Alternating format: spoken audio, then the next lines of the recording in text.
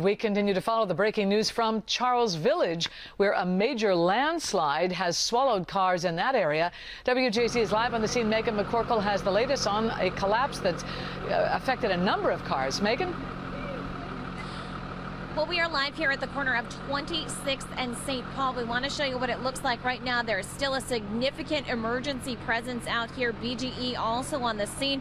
Now, there has been some good news in about the past half hour. They have managed to tow a few of the cars that were teetering on the brink of this landslide out of harm's way. We watched some of the drivers drive away in those cars, obviously very, very relieved. But again, it is a dangerous situation out here. East 26th Street crumbled right on to the CSX tracks. We've seen some video fed in from our viewers showing the cracks in the street, mud coming up through the cracks, and the cars just slowly going right down that landslide. Just a few minutes ago, I talked with one man who actually watched as his own car slid down. Here's what he had to say.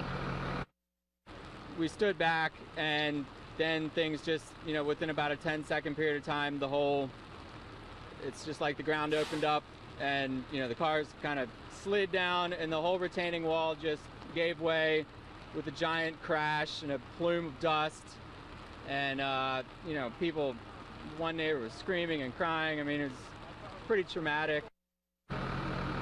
And you can see a significant presence from BGE crews out here tonight. Now, we did talk to a BGE spokesperson. They tell us that the crews are out here checking their lines that run underneath this road just to make sure that none of the lines shifted. They have cut off gas here in the area. We know that several neighbors tell us that they have been evacuated as BGE checks those gas lines.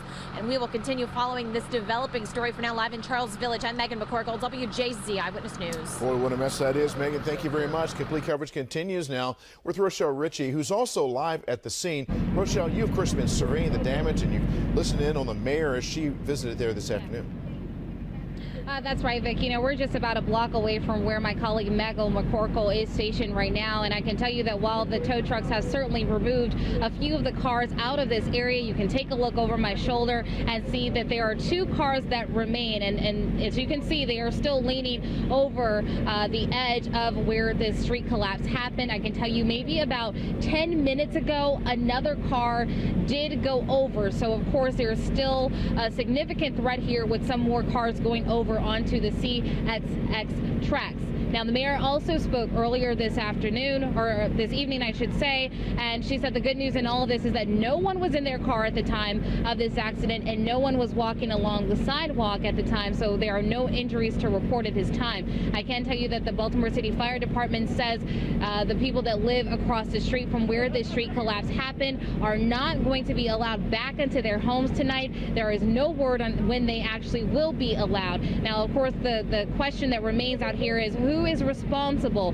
Neighbors say they complained multiple times about this street being in very poor condition. So it seems it's been a problem for a while, and now we can see that it's become an even bigger problem for the city and the residents who live here on 26th and Charles. But again, the good news in all of this, there are no injuries. They're going to be out here throughout the night to try and remove the rest of the cars and find out exactly what happened. For now, we're live. I'm Rochelle Ritchie, WJZ Eyewitness News. Okay, Rochelle, thank you so much. Stay with WJZ for continuing coverage on the sinkhole in Charles Village.